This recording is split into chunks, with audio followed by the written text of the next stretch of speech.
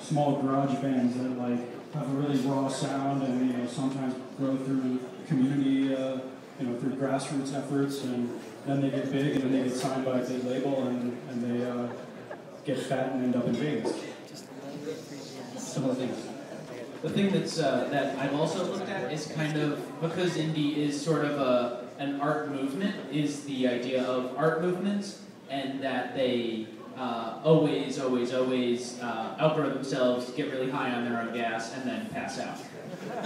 So, like, I expect that the indie movement will become commoditized and will not really mean a lot in X many years. I don't know how much that means. And that's one of the other reasons that, like, I think the whole, it will be just a marketing term, much like indie music is a marketing term. Yeah. And so, we're going to get to a spot where that won't matter anymore, and that's why I'm trying to look at it as something to aspire to, as opposed to identifying with it as a culture or as a business model. I know you said you got your funding from your wife, but if, where would you say, what would be a good idea to start? Who would you go to get your funding through? If you want to start your own company type thing? So, do you want me to talk about that, or do you want to talk about that? Like friends and family type? What was the question? Sorry. Funding. The question was, where are good places to look for funding? Yes? Yes, sir. That sort of presupposes that a game has to be written in a way or developed in a way that you need to do that as your only thing. I question that. I know a lot of people say that you cannot do a game in part-time. You probably can't do Mass Effect 3 part-time, but you can certainly do something that's innovative and fresh and interesting in a fraction of the time that any of us are creating a game. So I know this doesn't really answer it. I don't have an answer, but do you have to fund it that way? Or do you have to fund it? Well, like I'm sorry, I'm going to cut you off because we only have time for 2 more questions. I apologize. So what's going to happen is, the 2 of you are closest to me. I'm sorry, you guys win. I'm sorry to everyone else, I should say. We're going to get through your questions, and then everyone else who has the questions, stick around, and we're going to answer them, kind of for the immediate vicinity, okay? So we don't monopolize everyone else's time. Alright, so as in any creative industry, you have to kill a lot of your darlings. What is the most precious darling that you had to murder? Scott, you want to start? My last game. That was pretty much, we were faced with a spot where we looked at it and we said this game is neither going to be finished nor is it going to make enough money in time for us to continue the studio, because we're running out of money. So the question is, do we continue on that right now, or do we try and do an alternate plan of attack? Like, essentially it was like, do I want to go find a job somewhere else, or do I want to try and transform this into something that will make money sooner? And I chose the latter. So I have hope for you. We have a game called Galaxy Rage that was in production for 2 years, and eventually I had to just kill it. We have been picking off of that carcass for the last 3 years, creating game after game. We're using procedural content generation here, we're using the aesthetics here, so that will find new life. Don't worry. Maybe Zed still? Anything? A lot of story stuff for various reasons.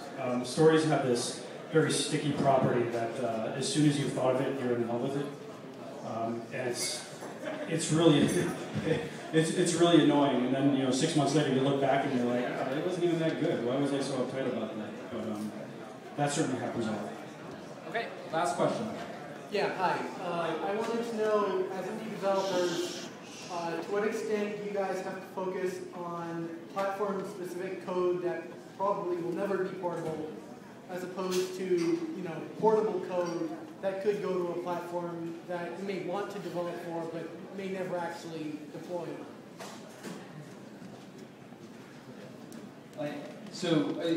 We've only before, the one game we did was in Blitzmax, which is a 2D-centric language that nobody has ever heard of, and now this game, the backend is in Ruby on Rails. So our code was not portable.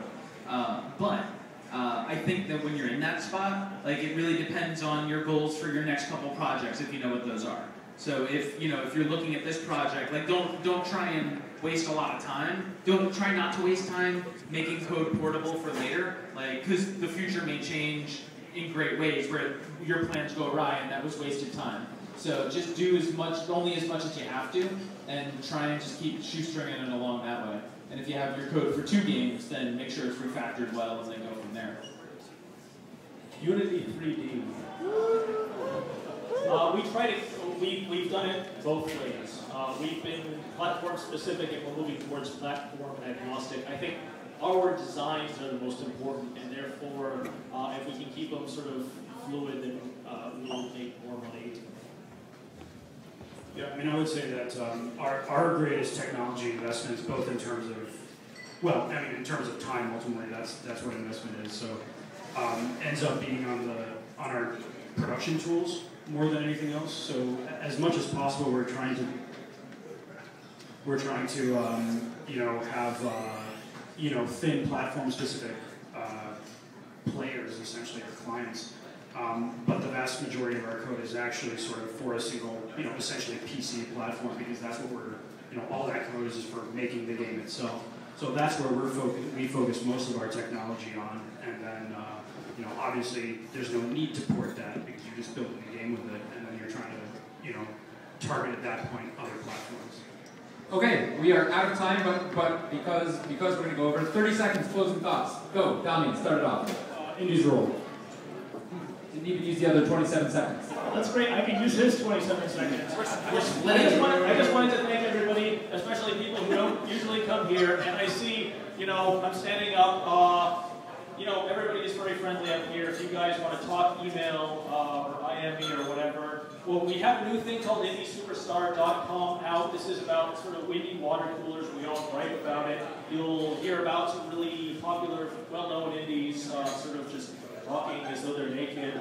If you haven't played Dejobaan's easiest video game ever, you can get it free on Dejobaan's fan club. And here's the big thing, is that we have this Boston Indies talk that Scott invited us to, and that is Monday. So if you want to hear about my favorite topic, which is apparently me, I'm sorry, then we'll talk about our latest game and why we think that the Boston community is really important to us. Thank you. Can I reclaim my 27 seconds? I didn't take the closing remarks seriously. One thing I just wanted to say is that we're definitely looking for people. So, like, if you're an engineer, if you're an artist, if you're, I don't know, if you're anything, if you're living and you're breathing, we'd love to talk to you. Damián's looking for human beings. Scott. Human beings. Get off your ass and make a game. Just if you need to find people, if you don't have the skills, start looking. If you have the skills, get going. There's no reason that if you have the desire and the ambition that you shouldn't just sit down and start doing it. The only thing that stops you is that you're lazy. So just get your ass in gear. Now wait a minute. Do you make your game sitting down or standing up? And I'd like to thank our moderator, Eitan.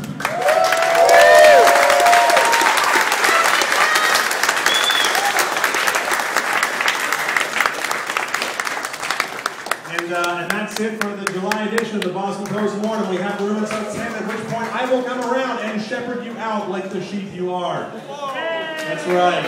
Indie sheep, all of you.